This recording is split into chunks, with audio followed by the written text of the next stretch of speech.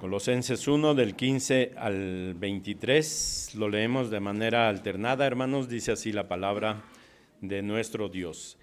Él es la imagen del Dios invisible, el primogénito de toda creación.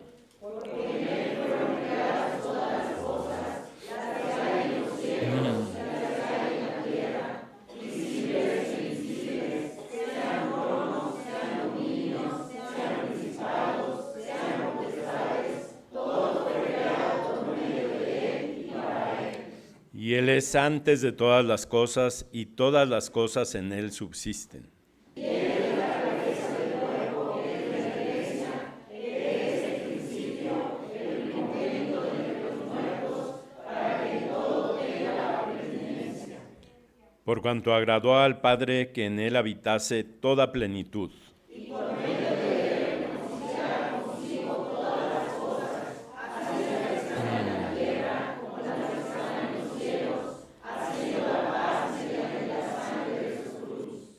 Y a vosotros también, que erais en otro tiempo extraños y enemigos en vuestra mente, haciendo malas obras, ahora os ha reconciliado.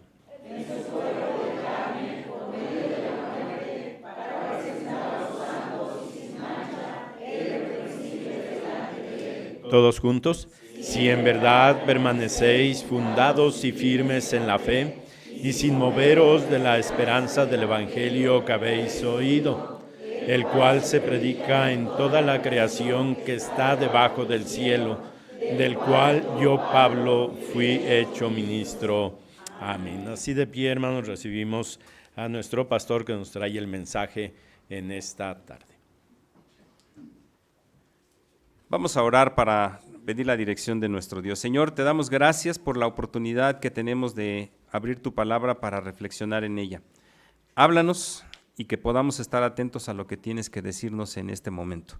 Pero Padre, que todo lo podamos poner en práctica en nuestra vida diaria. Te lo rogamos en el nombre de Cristo Jesús. Amén. Pueden tomar asiento, hermanos.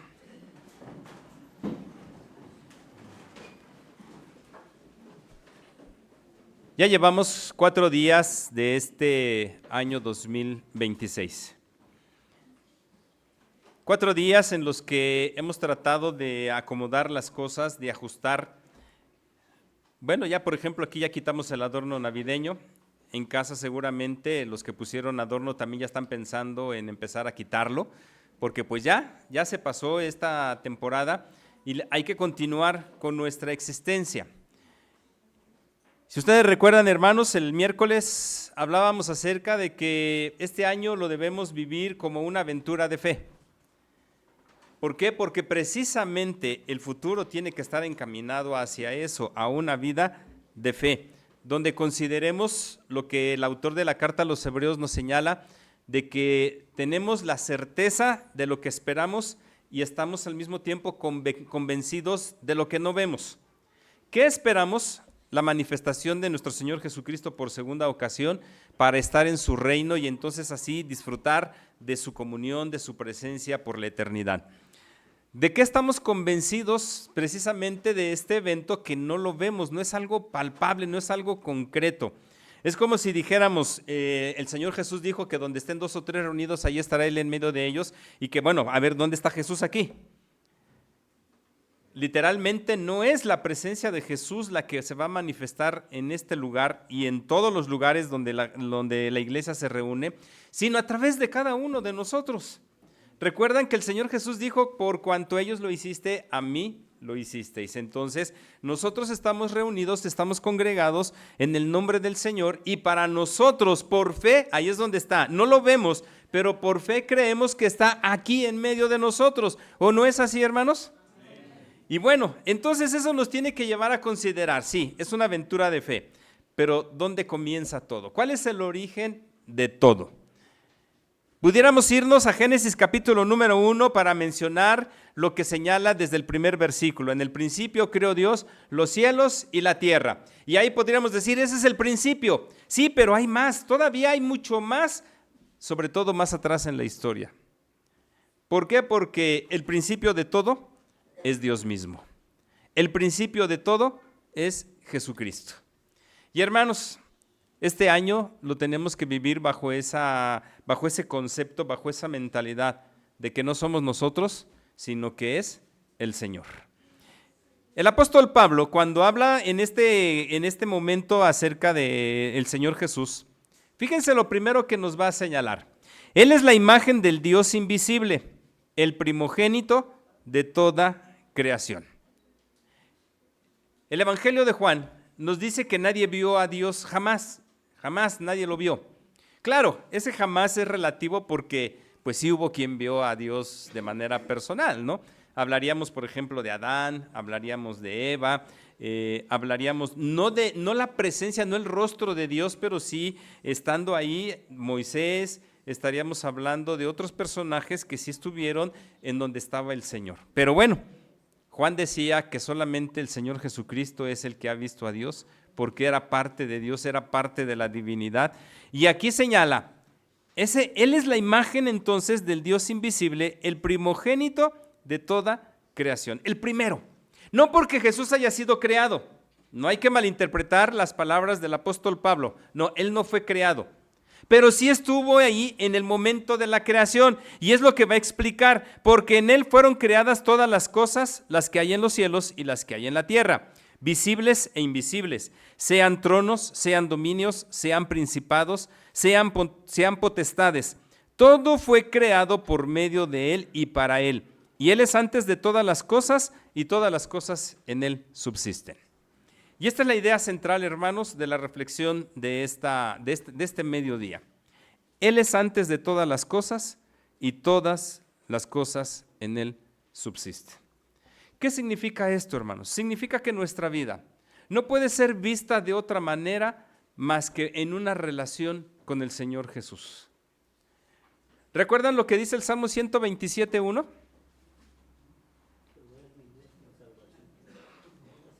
No.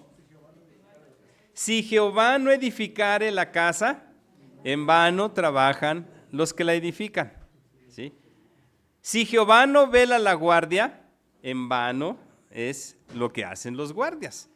Va a ser en vano que nos levantemos muy temprano y nos vayamos a acostar muy tarde si Dios no es el centro de la familia, el centro del hogar. Y no solamente del hogar, sino de nuestra vida. Entonces, hermanos, lo primero que debemos sacar de nuestra mente y de nuestro corazón es que en la vida somos nosotros. Ese pensamiento humanista que señala que el centro de todo es el ser humano. No, para nosotros no. Para nosotros el centro de todo no es el ser humano, sino es Dios.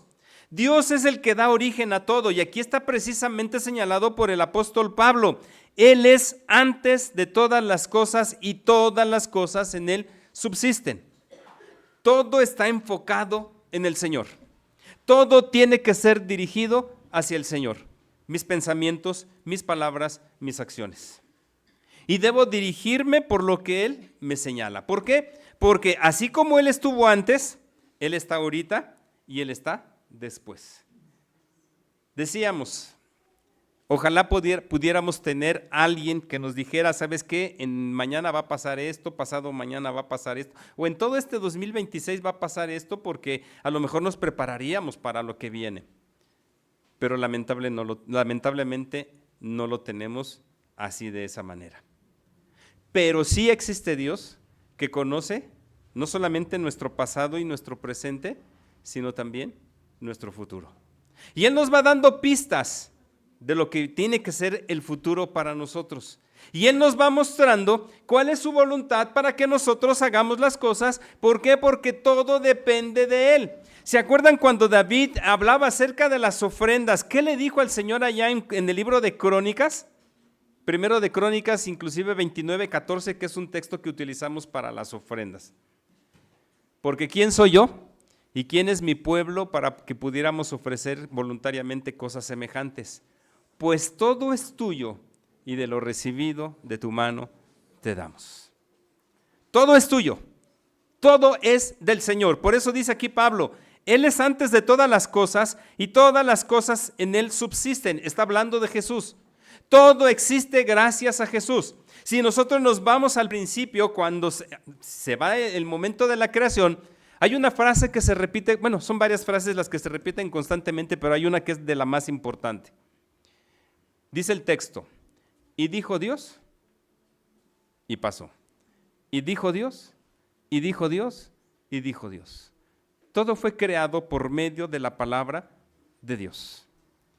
Y sabemos que la palabra de Dios, al final de cuentas, es Jesucristo.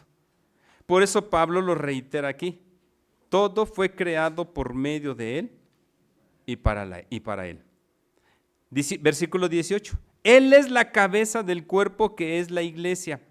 Él que es el principio, el primogénito de entre los muertos, para que en todo tenga la preeminencia. Entonces, fíjense, hermanos, por principio de cuentas, nuestra vida, estamos diciendo, debe estar orientada hacia Dios, no hacia nosotros, no hacia nuestras capacidades, no hacia nuestras virtudes, sino hacia Dios. Hacia Él debe estar dirigido todo nuestro pensamiento, todo nuestro lenguaje, todas nuestras acciones.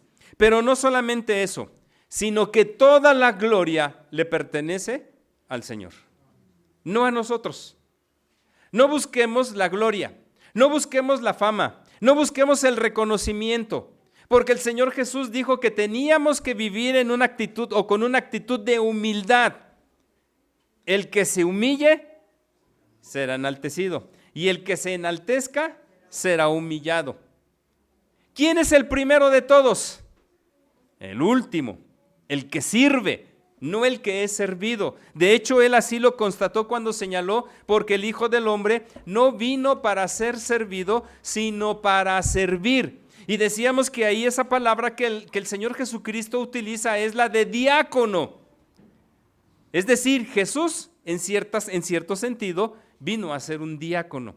¿Cuál es el ministerio de los diáconos, hermanos? Servir. Pero ¿quiénes deben ser diáconos? Todos.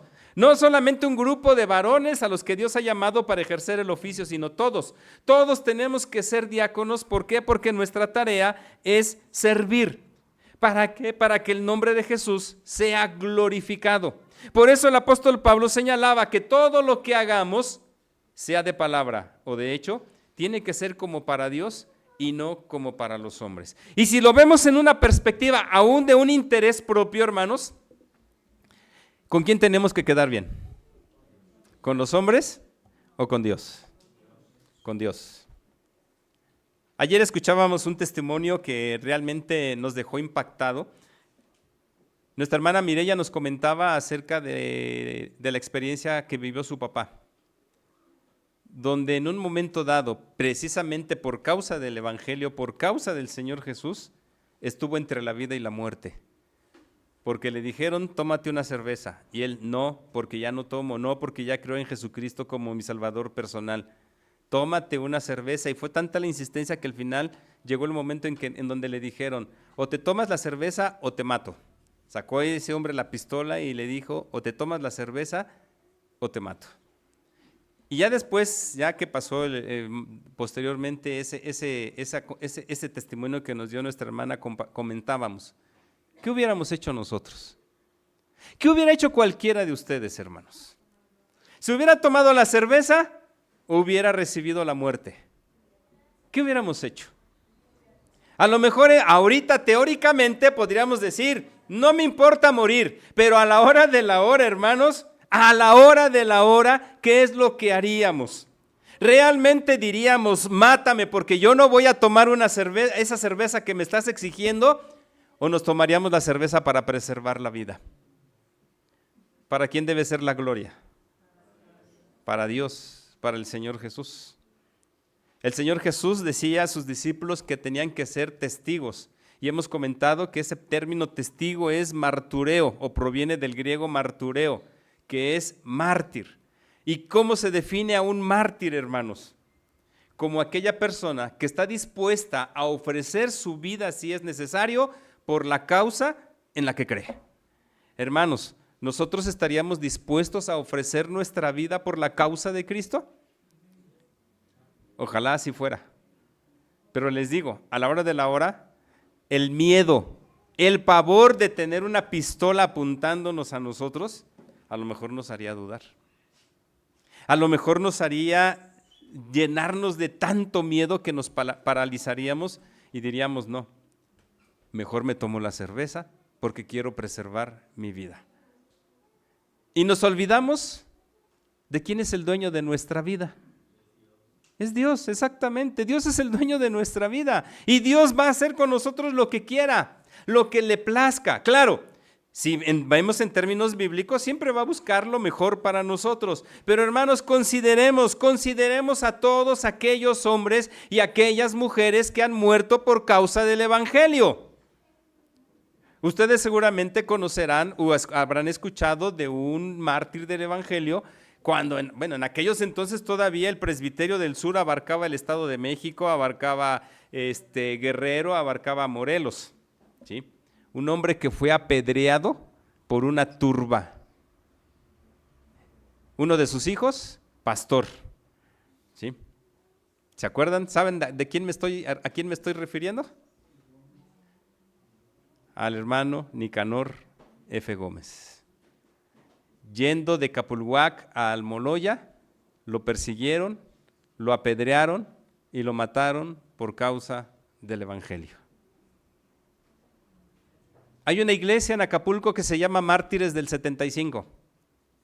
¿Saben por qué se llama así? Se llama así le pusieron porque en ese año, no recuerdo ahorita la fecha, creo que fue por ahí de mayo de 1875, una turba entró al templo cuando estaban en culto e hizo una matazón de los hermanos que estaban ahí.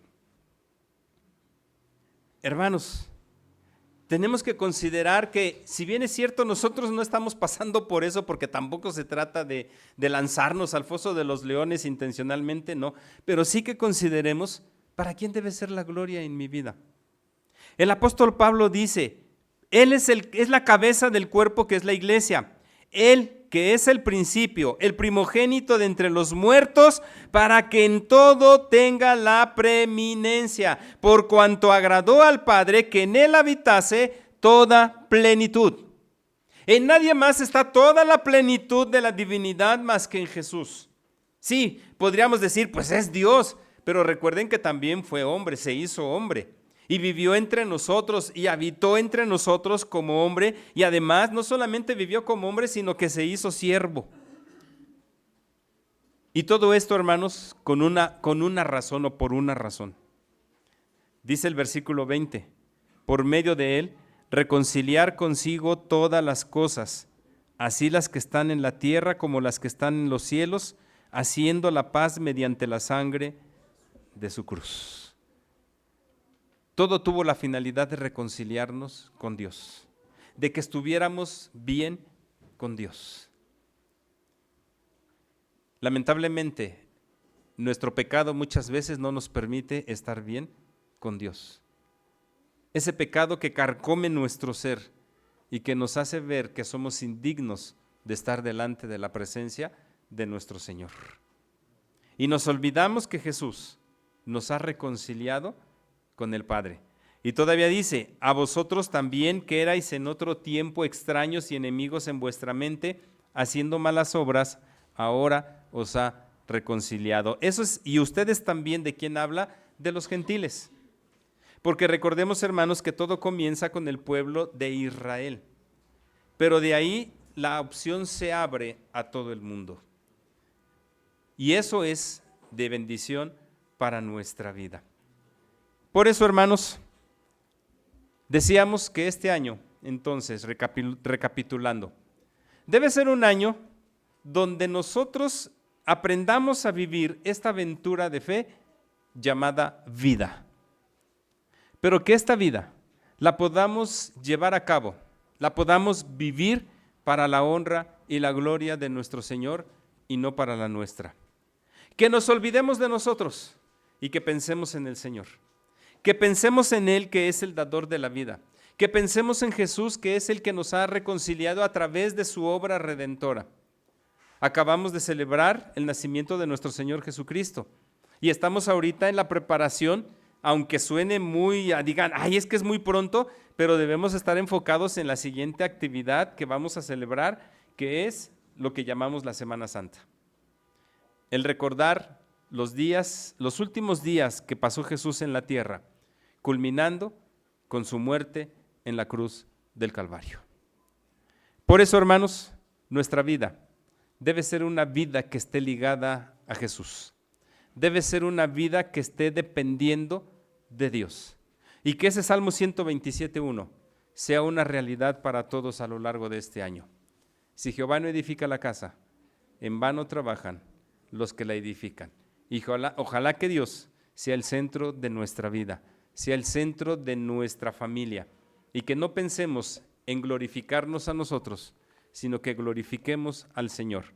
Porque si no fuera por ese amor que Dios nos ha tenido, hermanos, nosotros no estaríamos aquí, no existiríamos, ¿sí? Él estaría en su plenitud, porque estaba en su plenitud. Sin embargo, nos ha dado vida para que la tengamos en abundancia. Que el Señor nos bendiga.